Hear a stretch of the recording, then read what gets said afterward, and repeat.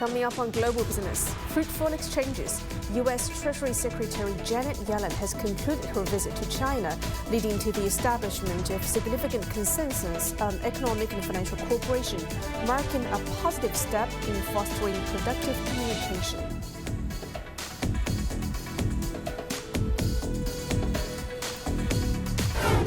Strong momentum. China's passenger vehicle sales continued to exhibit growth in March, while sales of new energy vehicles surged by 28% compared to the previous year, indicating a promising trend in the automotive market. Employment trends. It's recruitment season in China, and we delve into how social support and technology enhancement can help persons with disability find jobs. Good evening from Beijing, and this is Global Business on CGTN. I'm Lily Lu. Chinese President Xi Jinping has met with Micronesian President Wesley W. Semina in Beijing. Xi held 35 years of diplomatic ties and said that both sides should continue to build their partnership under the Belt and Road Initiative, enhance infrastructure cooperation, and conduct more people-to-people exchanges.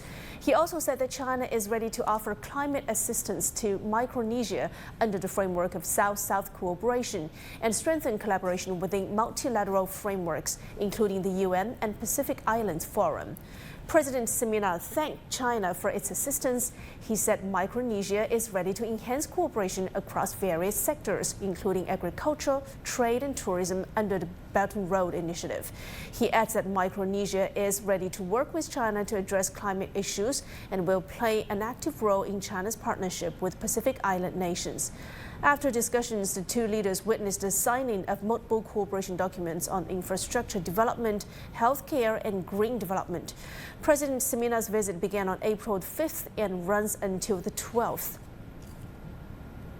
U.S. Treasury Secretary Janet Yellen is wrapping up her visit to China. Beijing says the trip has led to important consensus on economic and financial cooperation after in-depth consultations and discussions. For more details, we go to our reporter Dong Xue in Beijing.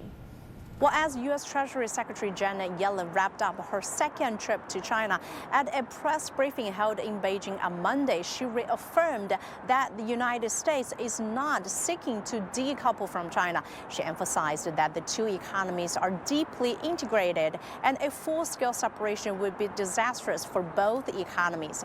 And over the course of 5 days, Yellen had wide-ranging meetings with the Chinese leaders, local officials, academics, students, and American executives, both in the southern metropolis of Guangzhou and the national capital, Beijing. And at the press briefing in Beijing just before her departure after the 5-day visit, Yellen outlined 3 areas in which both sides made significant progress during her visit. First, starting intensive exchanges on balanced growth in the domestic and global economies. And second, expanding cooperation in anti-money laundering. And third, resolving to continue financial technical exchanges. Yellen also raised the concerns about what she described as overcapacity in industries like EV, solar panels, and lithium batteries. And experts told me that by taking up Chinese overcapacity in the clean energy sector, the U.S. is trying to create a pretext for protectionist policies to shield American companies. And we also heard from the Chinese ambassador to the United States, Xie Feng, who said that from a global perspective, quality production capacity is not excess, but actually faces a serious shortage, especially for developing countries, which can be benefit from an increase in quality production. And Yellen's trip is part of efforts by Washington to maintain open lines of communication with Beijing to manage competition as well as to prevent unintended conflict after the bilateral relations plunged into a new low early last year. And her visit came days after President Xi Jinping and President Biden spoke on the phone last week, the first conversation between the two leaders since their face-to-face summit in San Francisco last November. And attempting to continue dialogue, Yellen said that just as military leaders need a hotline during the crisis, American and Chinese financial regulators must also be able to communicate with each other to prevent financial stresses from turning into serious problems, having tremendous ramifications for citizens as well as for the international community. Chinese Commerce Minister Wang Wentao has dismissed the U.S. and European concerns that a surge of low-cost Chinese exports poses a risk to global markets. Wang said that the accusations of overcapacity are groundless, adding that Beijing would support businesses in defending their interests. Wang made those remarks during a trip to Paris on Sunday, where he met with representatives from the China Chamber of Commerce to the EU, as well as Chinese companies from automotive and related sectors operating in Europe. Ross Cullen has more.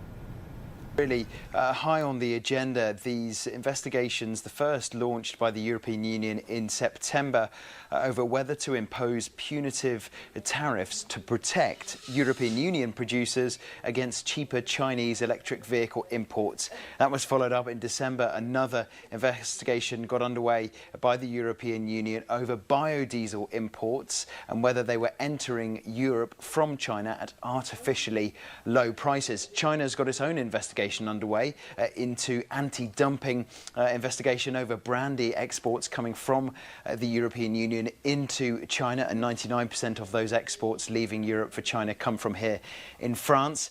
China has said that it firmly opposes protectionist behaviour, urging both sides to proceed with prudence. There are also some sideline events, such as a business roundtable, French and Chinese business leaders urging more investment going both ways between Paris and Beijing, and other regions of China as well, looking for more French firms to invest there, trying to improve the dynamism behind the relationship and trying to improve economic, business and technological investments both sides. David Bailey, Professor of Business Economics at Birmingham Business School, has come out in support of China's dismissal of Western countries' accusations on the electric vehicles overcapacity issue. Bailey emphasized the potential for the global economy to learn from China's electric vehicle success, particularly in the realm of innovation. If you look at the auto industry as a whole in China, it's operating at about 50% capacity. Therefore, Western governments will say, look at that, huge overcapacity, there's clearly an issue. However, that's mainly in the internal combustion engine part of the industry. When we look at the electric vehicle industry, which is where the exports are coming from, then capacity is running at around 3/4. Now, that's still below the 80% level that most Western analysts think is the efficient level for running a plant. So this is a very moot discussion about whether there's overcapacity. They've also been, to be fair to Chinese auto firms, hugely innovative. If you look at the batteries in the BYD, they are amongst the best in the world. Very high energy density. So I think Western car makers should really look at collaborating more with Chinese firms in order to try and access that technology. And I think going forwards, what Europe in particular wants to see is investment from Chinese companies like BYD into making cars in Europe and also building a supply chain here. That's, of course, what we saw from Japan, but also Korean firms over time. So I think there's an opportunity for a kind of win-win in Europe. The EV industry, the EV market is maturing. So we've gone from a kind of a premium sector where people were willing to pay high prices into a mass market where people are much more price sensitive. So if we want to grow that market, we want cheaper EVs. They are increasingly coming from China. So there's more resistance, I think, in the market. But if we want to encourage a more competitive European auto industry that can make electric vehicles more cheaply, we are going to need China. That's going to require Chinese technology and ultimately Chinese investment. And speaking of electric vehicles, let's get some number crunch on China's auto market. Passenger vehicle sales continue to maintain their momentum in the month of March, thanks to a slew of industry initiatives to spur sales. According to a recent industry report, retail sales of passenger vehicles stood at around 1.7 million units in March, up 7% from a year ago. In the meantime, new energy vehicles continue to surge in popularity. Retail sales of NEVs stood at 698,000 units in March, jumping 28% from the same period in 2023. And looking ahead, experts from the China Passenger Car Association anticipate local governments will introduce more incentives to stimulate sales. And move on to some other business headlines from China. Small and medium-sized enterprises in China witnessed an improved business performance during the first 3 months of the year. The China Association of Small and Medium Enterprises said China's SME Development Index rose by 0.2 points in the first quarter to 89.3 on the back of pro-growth policies that have bolstered business confidence. The National Development and Reform Commission has unveiled a plan aimed at enhancing grain production capacity. The plan sets a target to increase grain production capacity by 50 billion kilograms by 2030. And additionally, it emphasized the need to stabilize the grain sown area at around 1.16 million square kilometers. And following a recent rally in gold prices, silver prices have also surged, reaching a new high on Tuesday. The price of silver per ounce rose to as much as $28 during the day's trading sessions. Market expectations point toward a continued upward trend in the coming days. The State Grid Corporation of China has recently entered into a substantial agreement with Brazil to construct more than 1,500 kilometers of power lines, representing the most extensive contract in Brazil's history of electric transmission. Well, the estimated investment for this project amounts to approximately $3.5 billion, and the collaboration is anticipated to have a significant influence on Brazil's infrastructure and broader economic cooperation between the two nations. Chinese company State Grid Corporation recently signed the largest contract ever in Brazil's electric transmission history to build more than 1,500 kilometers of power lines, an investment estimated at about $3.5 billion. State Grid won the right to build the lines in an auction held in Brazil last December and has up to 72 months to get the project up and running. The new grid will use a high-voltage technology already applied by the Chinese company in Brazil on another line, running 2,500 kilometers from the hydroelectric Belo Monte Dam in the Amazon all the way to Rio de Janeiro. The technology allows for reduced energy loss over long distances. The new line is being planned to carry energy from northeast Brazil, where there is heavy investment in renewable sources like wind and solar farms, but there is not enough infrastructure to deliver the power to the main demand centers in south and southeast Brazil. As large as it may be, this investment is still far from fulfilling State Grid's intentions in Brazil, as the Chinese company has informed the Brazilian government of its interest in investing about $40 billion in the country's electric system over the next few years. Brazil's Energy Minister Alexandre Silveira highlighted the importance of the partnership with China and with State Grid. China is a great partner. It's important to highlight that State Grid's participation is very symbolic, because State Grid invests in Brazil, in the Brazilian electric sector, not just in transmission. It holds 84% of the capital of CPFL, a distributor in São Paulo, which is moreover very recognized for its service quality. State Grid also has important energy generation assets in Brazil, such as the São Simão hydroelectric plant in the state of Goiás, and is now also investing in a solar energy farm in the country's northeast. The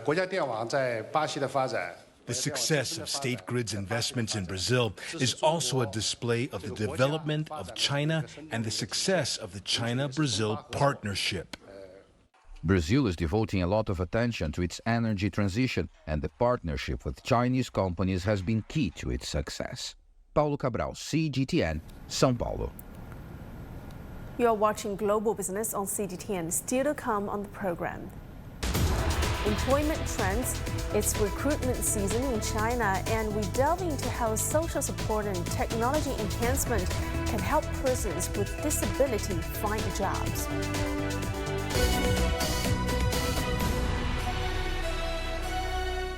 The world economy as we know it is about to change.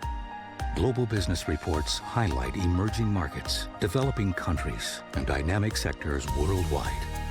We feature top analysts and newsmakers to provide perspectives on every facet of business. From an on-the-ground perspective, we provide you with balanced and objective assessments. Fast, sharp, and insightful. Global Business, only on CGTN.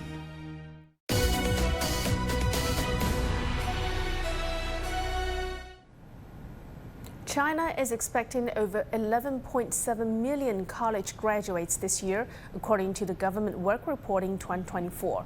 And there is a focus on youth employment with various initiatives to help students enter the labor market. According to the Ministry of Education, Chinese universities have organized over 8,400 recruitment activities involving over 161,000 businesses, offering 1.85 million pieces of job position information. Innovative recruitment events, including live-streamed job promotions and online job-seeking guidance, aim to better prepare students for the job market. And this year's government work report emphasized the importance of facilitating employment for retired soldiers and migrant workers while ensuring the timely payment of wages for migrant workers. According to a National Bureau of Statistics report, the average age of migrant workers in 2022 was 42.3, that is up 0.6 from 2021. And nearly 30% of them are over 50 years old, indicating a growing willingness among this age group to seek employment. The job underscores the significant contribution of migrant workers to urban construction, as well as their role in accumulating family wealth, boosting living standards, and support their children through their hard-earned incomes, even as they approach retirement age. Now let's get some discussions on China's job market landscape this year. Let's bring in Wang Yan, Associate Research Fellow at Beijing Foreign Studies University. Ms. Wang, great to have you on the show. So how are the skills of China's workforce being upgraded to enhance value and efficiency? And what are the emerging trends in this spring's recruitment season? Well, the first is to increase the skill value and efficiency. There are increasing number of tertiary vocational and technical education programs. And also there is the increasing integration of vocational technical elements into the regular academic programs. And also there are more and more vocational training programs provided by both the governments and also the higher education institutions. Especially with the technological developments, there is more and more opportunities for people to update and renew their skills through online courses and programs such as MOOCs, and also other programs provided by institutions like Open University at the national and also local levels. And the second is in terms of the trends in this spring job market. The first is we can see it's quite obvious that there is a much greater variety of job affairs to facilitate the job seeking processes of the tertiary graduates and other job seekers. Their job affairs by profession, by location, also by sector, and also there are tailored job markets for certain social groups, considering their needs organized by the governments at various levels. The second is there are better services provided to these job seekers, including providing information, policies, and also orientation services to facilitate their job seeking processes. Well, also with more timely support through the social media and other digital instruments. And we can also see there is both in demand and also increase in supply in the labor market. The first is there are more jobs offered in various sectors, including tourism, transportation, and also the hotel services and the catering, etc. And meanwhile, there are also increasing the jobs in the sectors such as automation and high tech, etc. On the other hand, through the efforts by the government, especially in Ministry of Education, also other related government sectors, there is an increase in the skill supply with more graduates with the skills, including the digital skills that meet the demands of the labor market.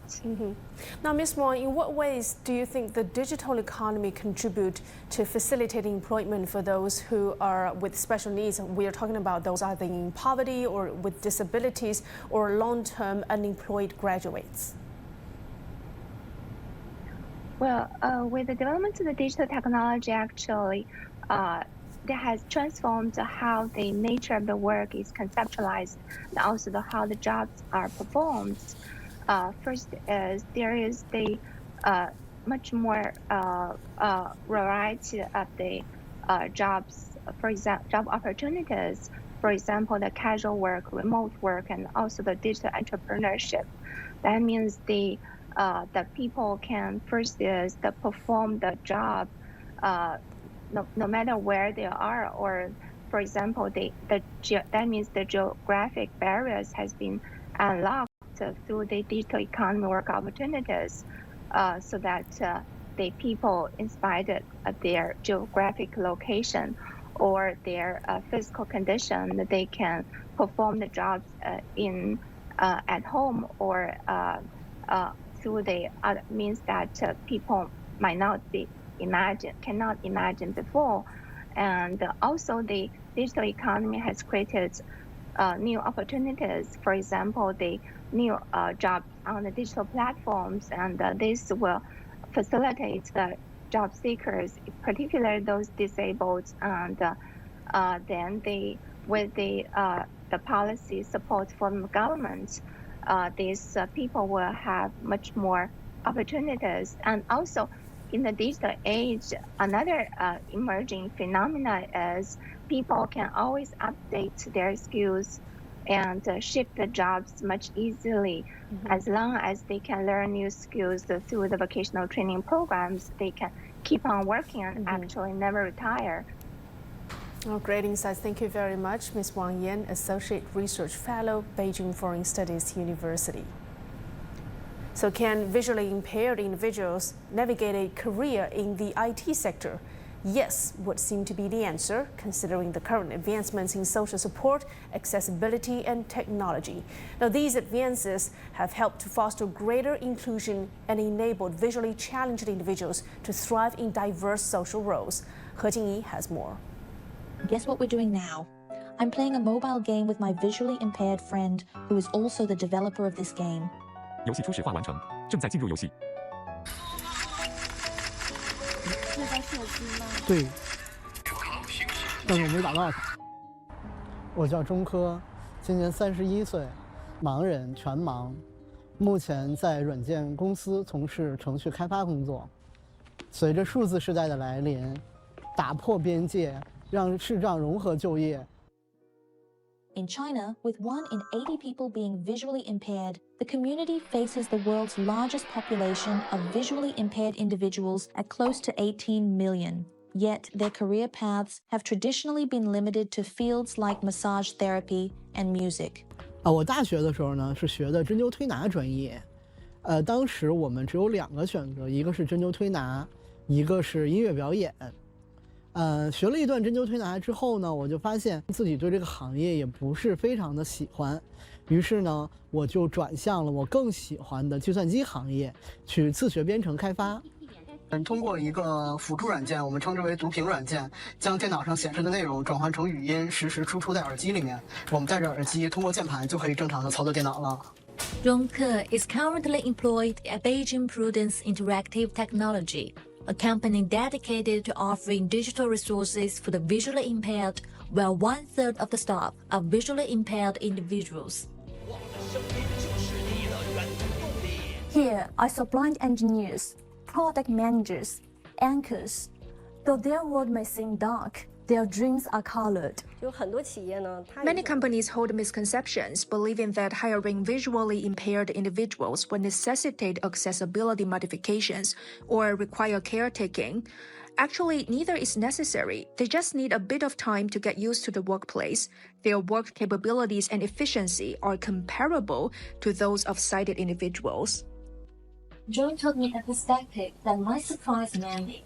He said visually impaired individuals are more suited to be engineers. 会相对专注于某一个单行或者是某一块单行的功能。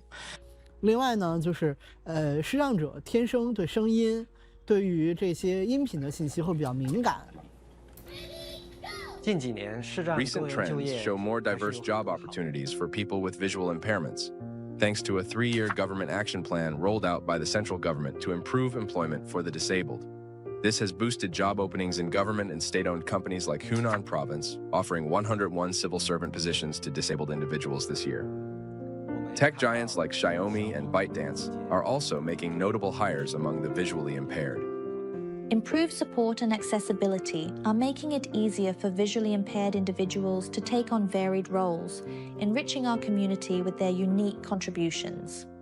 He Junyi, CGTN, Beijing. Now let's move on to some other business headlines from across Asia. Bank of Japan Governor Kazuo Ueda has said that if inflation continues to rise, the central bank may need to reduce stimulus measures further. He believes that the substantial pay increases in this year's wage negotiations were likely to boost household income and spending, offering a positive outlook for Japan's economy. Thai Prime Minister Srettha Thavisin expects the central bank to lower interest rates in the upcoming policy review. Despite government pressure, the Bank of Thailand has resisted loosening its policy. The government has also approved measures such as reducing housing transaction fees to stimulate the economy. Meanwhile, Singapore's central bank is expected to keep its current monetary policy unchanged this month and refrain from implementing further easing measures. Inflation in the country moderated to 3.1% in January before increasing to a 7-month high of 3.6% in February due to seasonal effects from the Lunar New Year, leading to higher prices in services and food. And with that, I'm closing out this edition of Global Business on CGTN. Thanks for being with us. I'm Lily Lu in Beijing. Till next time, bye for now.